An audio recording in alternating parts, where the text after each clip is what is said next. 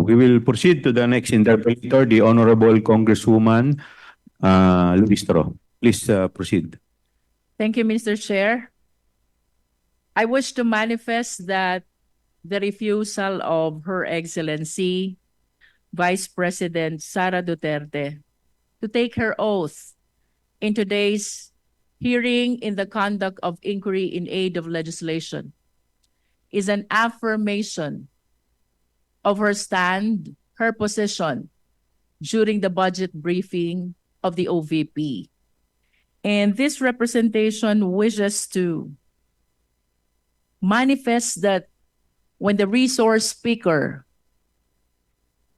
does not take her oath, then it follows that whatever statement she will provide, we call it could not hold any water.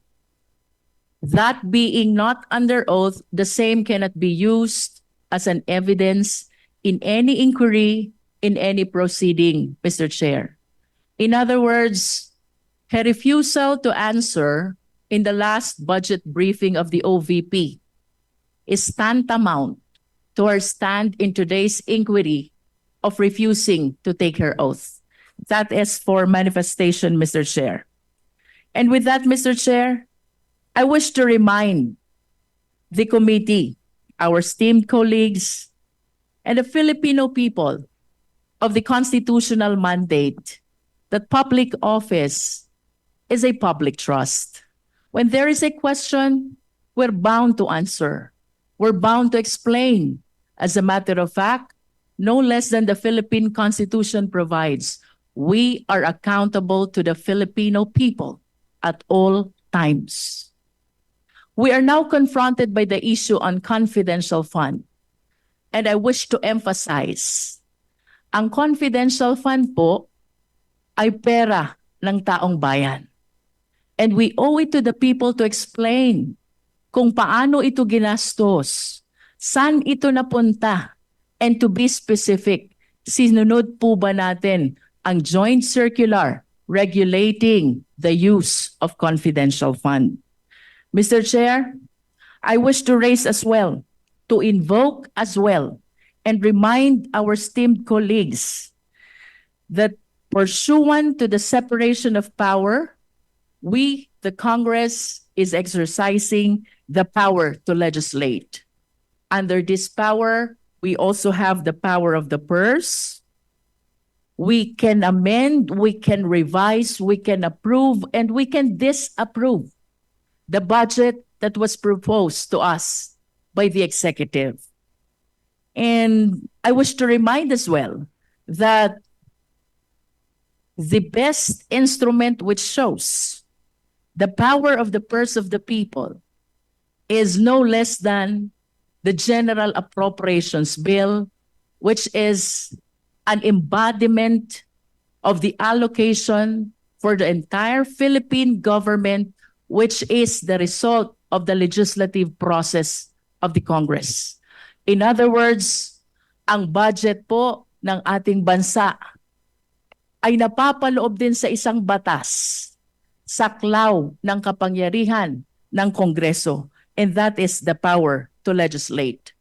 To be able to make sure that the power of the purse is properly exercised, we are granted as well by the oversight power.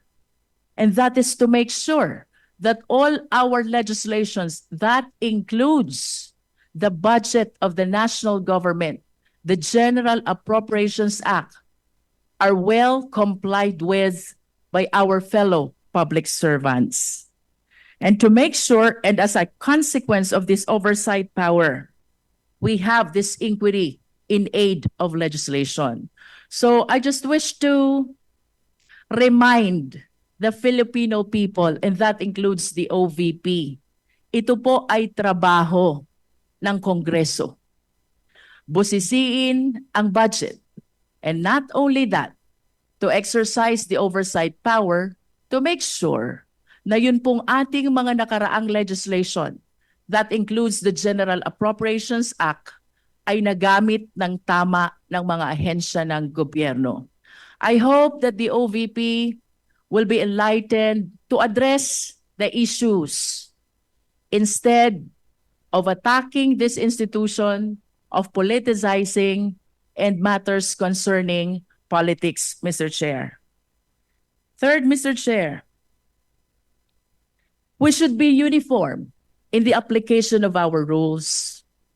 If we are guided by the constitutional mandate that public office is a public trust, if we observe malfeasance, misfeasance, and nonfeasance in the LGUs, as a matter of fact, we have pending inquiry in aid of legislation concerning LGUs. Kung iniimbestigahan po natin ang Office of the Mayor, kung iniimbestigahan po natin ang Office of the Governor, by equality under the law, we should conduct an investigation as well to the Office of the Vice President. And I wish to thank the Honorable Valeriano for taking a stand before the plenary to initiate this inquiry in aid of legislation to address the observation not only of this representation, but of our fellow members of the Committee on Appropriations about the irregularities which we have seen already in the disbursement of fund. As a matter of fact, not only of the confidential fund, but even the regular allocation of the OVP.